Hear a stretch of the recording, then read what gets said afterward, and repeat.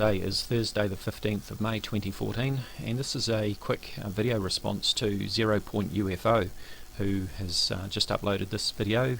We're being sprayed, chemtrail in progress, Taylor's Hill, 15th of May 2014.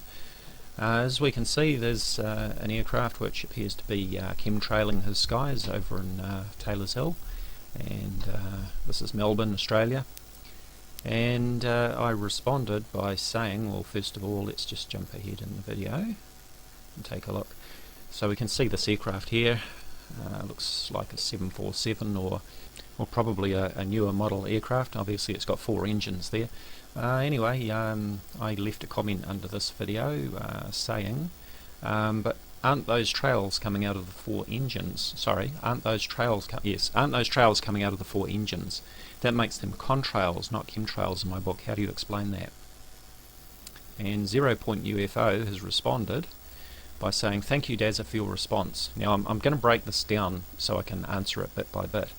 He says, may I ask you, is your entire opinion regarding the reality of chemtrails or contrails based purely on the long-range observation of the engines? Is it your belief that there are no other indications evident to suggest against your contrail theory? I'm not sure what clean aviation fuel is doing burning like that, or why the engines seem to intermittently expel fuel residue that remains in the sky for so many hours. Okay, I'll just stop here and explain a couple of things there. No, my view that it is just a contrail and that chemtrails are not real is not purely based on long-range observations of the engine. It is based on many factors, and I'm quite happy to discuss those with anyone. It's probably easier to discuss them on Skype, which is what I've invited ZeroPointUFO to do, and I've also said that he's welcome to record the conversation and post it as a video, so it's a whole lot easier to explain things. Rather than me trying to answer all of these questions by text, which is very time consuming, I'm happy to go on the record in a video. So in answer to the questions here, he says, I'm not sure what clean aviation fuel is doing burning like that. Okay, well, you're not seeing aviation fuel burning. That is not aviation fuel that you're seeing burning. That is condensation, which is why they're called contrails. And you know, you can ask the same question of your car on a cold winter's morning. You say, I'm not sure what clean aviation fuel is doing burning like that. Well, when you start your car on a cold winter's morning, what do you see out the back? You see steam. And that's not aviation, that's not the fuel burning. You're seeing condensation in the air, because what you've got is warm, moist air hitting cold air, okay? And it's the same thing, it's exactly the same thing as what happens when you breathe out on a cold winter's morning. What do you see? You see steam, you see contrails from your breath. It's exactly the same thing. Now you also asked the question about it intermittently. I think what you're talking about there is that some of the videos of planes that people claim are chemtrailing appear to be stopping and starting, like they're turning the chemtrails on and off. What you're seeing there is the plane going through different conditions in the sky. Now you have to remember that these aircraft, when they're at very high altitude, they're travelling at hundreds of miles an hour, so they're actually covering large distances every second, you know, or every minute, and the conditions in the sky are not uniform, and that's why we have clouds. You know, you look in the sky and you'll see a cloud here, you'll see a cloud there. Sometimes the whole sky will be covered in cloud, but I'm talking about the days where you've got patchy cloud. Well, why do we have patchy clouds? It's because of the conditions. The reason that the clouds form are because of the conditions at the time, the humidity, the temperature, all of that. And if you take a time-lapse video of the sky, you'll often see clouds simply forming out of nowhere and then disappearing into nowhere, and it's all because of the temperature and humidity at the time. It's the same thing with contrails. If you talk to any pilot, or even a glider pilot, they'll tell you about the conditions in the sky. You know, glider pilots will actually look for thermals. You see these great big cumulus, towering cumulus clouds that go up many thousands of feet. Glider pilots will look for those because they know that where you see the cumulus clouds, the towering cumulus clouds, you get an uplift. Okay, so they will actually gain altitude using those clouds as a marker for uplift. So the sky is not uniform temperature and humidity, it changes, and that is why the contrails appear to switch on and switch off. It's all to do with the conditions that the aircraft is passing through, and remember, it's travelling a large distance over a very short period of time. Okay. What else have we got? I don't believe for a second that this is just because the trails are seen correlating to the engines, that somehow that this is a be-all, end-all debunk of the chemtrail issue. So what he's saying there is because I pointed out that these trails here correspond with each engine. So how can they be chemtrails? Okay. Obviously these are contrails. What else have we got? I'm not sure how condensation would occur directly behind a blazing jet engine. Well, again, start your car on a cold winter's morning and see what happens. Barium, silver iodide and aluminium have shown up in rainwater examples. Now, I think I've still got the... this is the one. I was looking at it just before. I'll put a link underneath this video. Spurious correlations. Here is a collection of graphs that seem to have a correlation. For example, US spending on science, space and technology correlates with suicides by hanging, strangulation and suffocation. You can see that they follow each other very well there. All sorts of examples. Number of people who drowned by falling into a swimming pool, number of films Nicolas Cage appeared in. So it goes on. You can check these out yourself. So let's go back to the video. Just because there appears to be a correlation doesn't mean to say that it's a fact. Plus barium, aluminium and other elements occur in the environment naturally anyway, so you need to do some research on that as well. Web-like fibres that have been dropping from the sky, landing on people's property, causing rashes, irritation and blatant illnesses. Well, again, that goes back to the correlation thing that I'm pointing out here. Yes, there could be fibres falling from the sky and people could be having rashes, but then those fibres could be coming from plants or something like that, or it could be from a chemical plant or something like that.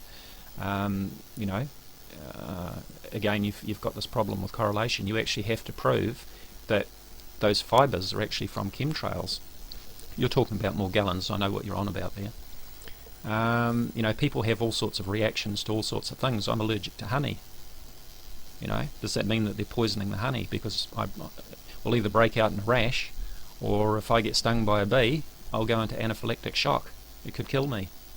So are they poisoning the bees? Well, I guess there could be a case made for that because of what we're doing to the environment. I have no qualms about the fact that we are damaging our environment, and the whole climate change thing is because of what we're doing to the environment. We are polluting the environment. We're with our industry, with our motor cars. We're also chopping down the trees. We're clear felling forests. We're changing the climate for the worst, and that is what is affecting the weather. With chopping down the trees, you're affecting the rainforests, you're affecting rainfall, you're affecting precipitation, you're affecting temperature. All of that sort of thing is going to affect the climate. Okay, and quite possibly too, because if you look at the likes of Flight Radar 24 and look at how many aircraft are actually flying around the world at any time, and yes, they do leave contrails, and contrails are effectively clouds, and if they're pumping out artificial clouds, then that could be affecting the climate as well. But that's not the same thing as chemtrailing. Okay, more of the questions. Maybe they're nanoparticles that can be released into the engine itself. I could go on about this for hours, and I'd be happy to in a discussion. Somebody can record it if they want to. If there is this highly organised program of chemtrailing all around the world with thousands and thousands of aircraft involved, where are they refuelling? Well, not refuelling, where are they refilling, I should say? Because, we've all seen the pictures of these aircraft with these tanks, and I should have thought to bring up one of those pictures. The tanks inside the aircraft, the big barrels that supposedly contain chemicals. Okay, I can post a link under this video as well, which explains what those tanks are for. Who would want to get on an aircraft and fly across the world on an aircraft that had never been flight tested?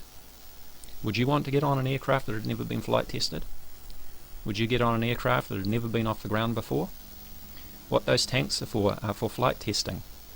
They fill them up with water and they pump the water around the cabin of the aircraft to change the loading, the balance, the centre of gravity, to simulate passengers moving around, to simulate different loading of freight and all of that. I mean, it's a hell of a lot safer way to test an aircraft than filling it up with passengers on an aircraft that's never flown before. That's what those tanks are for. You know, for everything that the chemtrail crew can throw out there, there is a perfectly good and correct explanation for it. You also talk about the patents, technology that has been patented. All right, yes, there is technology that has been patented for weather manipulation. We're talking about cloud seeding. Cloud seeding has been around for decades, and also the fact that something has a patent on it doesn't mean to say that it's a reality. There are all sorts of things that have been patented that, you know, never got to market. Somebody came up with an idea and thought, I could make some money out of this, so they put a patent on it. That doesn't mean to say that it's an actual fact. But yes, cloud seeding is a reality. It has been used for decades. It's still used on a limited basis, but it is not a global chemtrail program. Now, going back to the point I was making before, where are all these chemtrail aircraft being refilled from? Where are they landing? Where are they taking off from? Are they landing at the ordinary airports? And wherever they're landing, they have to be refilled. Where are the tankers? Because these aircraft, if they're spraying chemtrails, they must be pumping out a hell of a lot of chemicals, and they would have to be refilled. So where are the tankers to refill them? Well, you know, where is the ground crew? Where is the manufacture? Where are these chemicals manufactured? How are they distributed? You know, the questions go on and on and on. So, you know, I'm quite happy to talk about this on Skype with a one-to-one conversation where somebody can bring up the points and I will do my best to answer them. But yeah, I just thought it was easy to respond as I have, and I hope I haven't missed anything there. But anyway, as I pointed out, I invite you to talk to me voice to voice on Skype, where I can share my screen with you and answer your many questions directly. Heck, you can even record it as a video if you wish, and I would guarantee your anonymity and privacy if you agree to talk. You don't even need to use a webcam on Skype. You just need a microphone, or you can text if you don't want to speak. I would be happy to answer your questions and listen to your objections. Let me know. As always, do check out my Facebook discussion page of Voices of Reason to Explain X, or VORTEX. You'll find a link in the description area. Thank you for watching. Hello YouTube, this is Dazza the Cameraman. Today is Thursday the 15th of May 2014, and this is a quick video response to ZeroPointUFO, who has just uploaded this video. We're being sprayed, chemtrail in progress, Taylor's Hill, 15th of May 2014. As we can see, there's an aircraft which appears to be chemtrailing his skies over in Taylor's Hill, and this is Melbourne, Australia. And I responded by saying, well, first of all, let's just jump ahead in the video and take a look. So we can see this aircraft here. Looks like a 747 or probably a newer model aircraft. Obviously it's got 4 engines there. Anyway, I left a comment under this video saying, but aren't those trails coming out of the 4 engines? Sorry, aren't those trails coming out of the 4 engines? That makes them contrails, not chemtrails in my book. How do you explain that? And ZeroPointUFO has responded by saying, thank you Dazza for your response. Now I'm going to break this down so I can answer it bit by bit. He says, may I ask you, is your entire opinion regarding the reality of chemtrails or contrails based purely on the long-range observation of the engines? Is it your belief that there are no other indications evident to suggest against your contrail theory? I'm not sure what clean aviation fuel is doing burning like that, or why the engines seem to intermittently expel fuel residue that remains in the sky for so many hours. Okay, I'll just stop here and explain a couple of things there. No, my view that it is just a contrail and that chemtrails are not real is not purely based on long-range observations of the engine. It is based on many